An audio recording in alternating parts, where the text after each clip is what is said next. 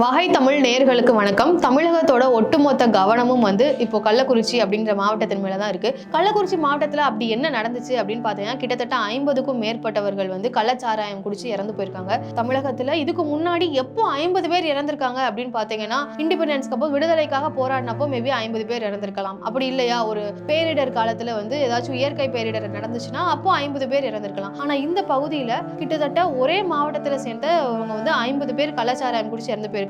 எப்படி 50 பேர் இறந்தாங்க, இதற்கு காரணம் என்ன, இதற்கு பின்னாடி என்ன நடந்துச்சு, என்ன பின்னணி அப்படிங்கறத பத்தி இந்த வீடியோல பார்க்கலாம். கள்ளக்குறிச்சி மாநகராட்சிக்கு உட்பட்ட கருணாபுரத்தை சேர்ந்த சுரேஷ் அப்படிங்கிறவர் தான் கள்ளச்சாராயத்தை முதல்ல குடிச்சிருக்காரு. அவர் குடிச்சிட்டு ஒரு 2-3 மணி நேரத்திலேயே அவருக்கு பயங்கரமா வயிறு வலி ஹாஸ்பிட்டல்ல அனுமதிக்கப்பட்டு இறந்து போயிறாரு. இவர் கூடயே இன்னொருத்தரும் குடிச்சிருக்காரு, அவரும் சேர்ந்து இறந்து போயிருக்காங்க. இவங்க இறந்து போன கொஞ்ச நேரத்திலே அந்த மாவட்ட ஆட்சியர் அவர்கள் ஸ்ரவன்குமார் அப்படிங்கிறவர் பேட்டி கொடுக்கிறாரு.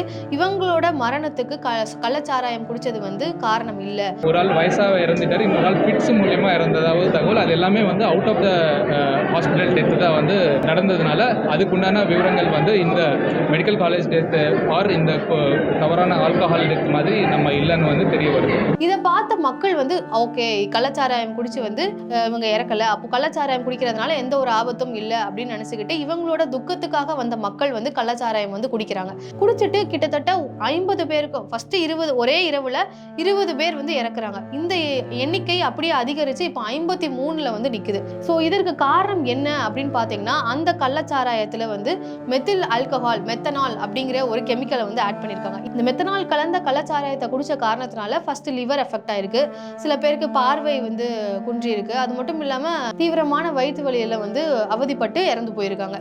இப்போ இது மட்டும் இல்லாம 50 பேர் தான் 53 பேர் அனுமதிக்கப்பட்டு 53 பேரும் இறந்து போயிட்டாங்களா அப்படின்னு கேட்டா இல்ல, நூற்றுக்கணக்கான மக்கள் இன்னுமுமே அனுமதிக்கப்பட்டு தான் இருக்காங்க. சில வீடுகள்ல தம்பதியினரா 2 பேரும் இறந்து போயிருக்காங்க.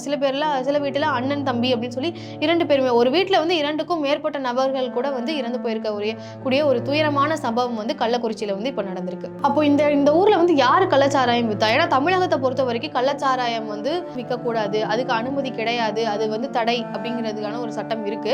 இதையும் தாண்டி இல்லீகலா யாரு கள்ளச்சாராயம் வித்தா அப்படின்னு பாத்தீங்கன்னா, கண்ணுக்குட்டி அப்படின்னு அழைக்கப்படுற கோவிந்தராஜ் மற்றும் தாமோதரன் தான் வித்ததாக அவங்களோட மனைவி உட்பட 4 பேர் கைது செய்யப்பட்டிருக்காங்க. இந்த சாராயத்தை எங்க விற்கிறாங்க அப்படின்னா, அவங்க பதுக்கி வச்சு விற்கிறாங்களா, எங்கேயாச்சும் மறைமுகமா போய் விற்கிறாங்களா அப்படின்னு கேட்டா இல்ல, இது எல்லாருக்குமே தெரியற மாதிரி தான் விற்கிறதாக அந்த மக்கள் சொல்றாங்க. அது மட்டும் இல்லாம இந்த கள்ளச்சாராயத்தை வீடு வீடா போய் வண்டியில வச்சோ இல்ல ஒரு ஆட்டோல வச்சோ போய் நேர டைரக்டா வீட்டிலேயே கொடுக்கறதுக்கான சோர்ஸ் இருக்கிறதா அங்க அந்த பகுதியில் இருக்கக்கூடிய மக்கள் சொல்றாங்க.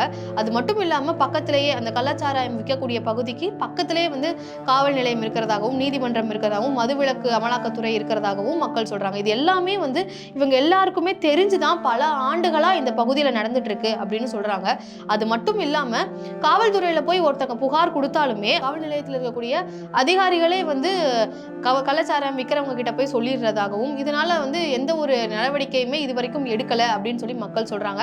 சோ இதை வச்செல்லாம் பாக்குறப்போ இது கைது செய்யப்பட்ட நபர்களுக்கு மட்டும் இதுக்கு சம்பந்தம் இல்லை, இதை தாண்டியும் ஒரு வெளியில வேற நெட்வொர்க் இருக்கிறதாக மக்கள் சொல்றாங்க. இந்த சம்பவத்தை குறித்து எதிர்க்கட்சி தலைவர்கள், நடிகர்கள், பல அமைப்புகள் இதுக்கு பெரிய கண்டனம் தெரிவிச்சிட்டு இருக்காங்க. அது மட்டும் இல்லாம அண்ணாமலை அவர்கள், உதயநிதி ஸ்டாலின் அவர்கள், விஜய் அவர்கள் எல்லாருமே நேர்ல போய் பார்த்து மக்களுக்கு அவங்களோட வருத்தத்தை தெரிவிச்சிட்டு இருக்காங்க. இந்த நிலையில தமிழக அரசோட செய்தி குறிப்புல என்ன சொல்லியிருக்காங்க அப்படின்னு பாத்தீங்கன்னா, இறந்து போன குடும்பத்துல எல்லாருக்குமே 10 லட்சம் ரூபாய் நிவாரண தொகையா கொடுத்திருக்காங்க. அந்த நிவாரண தொகையுமே பல பேர் விமர்சிக்கிறாங்க.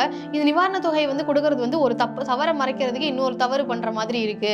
இந்த நிவாரண தொகை கள்ளச்சாராயம் குடிச்சா நிவாரண தொகை கிடைக்கும் அப்படின்னு சொல்லி கள்ளச்சாராயம் குடிக்கிறத ஊக்குவிக்கிற வகையில இருக்கு அப்படின்னு சொல்லி எல்லாம் பல விமர்சனங்கள் வைக்கிறாங்க.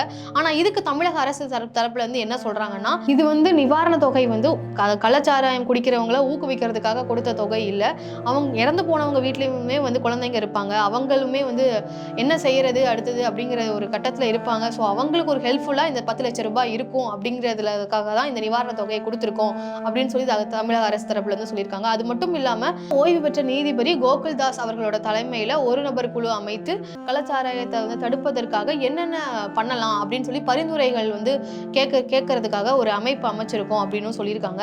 ஸோ இது கண்டிப்பா நடந்திருக்க கூடாது. ஆனா நடந்ததுனால நாங்க பல நிவாரணங்களை வந்து கொடுத்து மக்களை வந்து எல்லா வகையிலுமே சிகிச்சையில இருந்து எல்லாத்துக்குமே வந்து உதவிட்டு இருக்கோம் அப்படின்னு சொல்லி தமிழக அரசு தரப்புல இருந்து சொல்லியிருக்காங்க.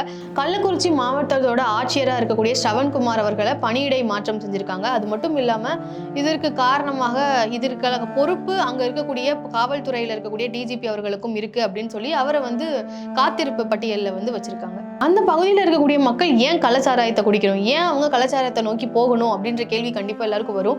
அந்த பகுதியில வந்து பட்டியலினத்தோர் பழங்குடி மக்கள் தான் வந்து வாழ்றாங்க. இங்க இருக்கக்கூடிய பெரும்பான்மையான மக்கள் உடல் உழைப்பை சார்ந்த வேலைகளை தான் பாக்குறாங்க. மூட்டை தூக்குறது இந்த மாதிரியான வேலைகள் தான் பாக்குறாங்க. இந்த சைட்ல வந்து விவசாயமும் கிடையாது, இண்டஸ்ட்ரீஸும் வந்து எதுவுமே கிடையாது. ஸோ இவங்களுக்கான வேலை வாய்ப்பு அப்படிங்கிறது உடல் உழைப்பு சார்ந்த வேலைகள் மட்டும்தான். ஸோ இந்த மாதிரியான வேலைகள் பார்க்கறதுனால அவங்களுக்கு பயங்கரமாக உடல் வலி இருக்கிறதாகவும் அந்த உடல் வலியிலிருந்து ஒரு ரிலீஃப்காக அந்த உடல் வலியை போக்குறதுக்காக தான் அவங்க கள்ளச்சாராயம் குடிச்சாங்க அப்படின்னு சொல்லி அந்த பகுதி மக்கள் சொல்றாங்க. இப்போ வந்து இவங்க ஏன் அரசு விற்கக்கூடிய டாஸ்மாக்லேயே போய் வந்து மது வாங்கி குடிச்சிருக்கலாமே அப்படின்ற கேள்வி வரும்.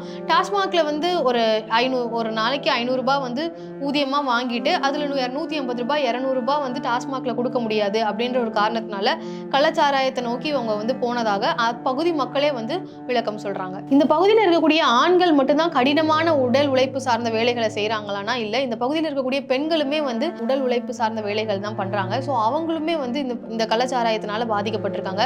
கள்ளச்சாராயம் குடிச்சு 50க்கும் மேற்பட்டவர்கள் இறந்திருந்தாலும் இதுல வந்து 5 பேர்கள் வந்து பெண்கள் தான். கள்ளக்குறிச்சியில இப்படி ஒரு சம்பவம் நடந்ததுக்கு அப்புறமா சமூக ஆர்வலர்களும் சமூக செயல்பாட்டாளர்களும் மக்களுக்கு மலிவான விலையில டாஸ்மாக்களை அரசாங்கமே வந்து கம்மியான விலையில வந்து மது கொடுக்கணும் அப்படின்னு சொல்லிட்டு இருக்காங்க. அதே நேரத்துல விசிக தலைவராக இருக்கக்கூடிய திருமாவளவன் அவர்கள் வந்து பூரண மது ஒழிப்பு போராட்டம் நடத்தணும், மதுவே இல்லாம தமிழகத்துல இருந்தாதான் இந்த மாதிரியான பிரச்சனைகள்லாம் நடக்காம இருக்கும் அப்படின்னு சொல்லிட்டு இருக்காரு.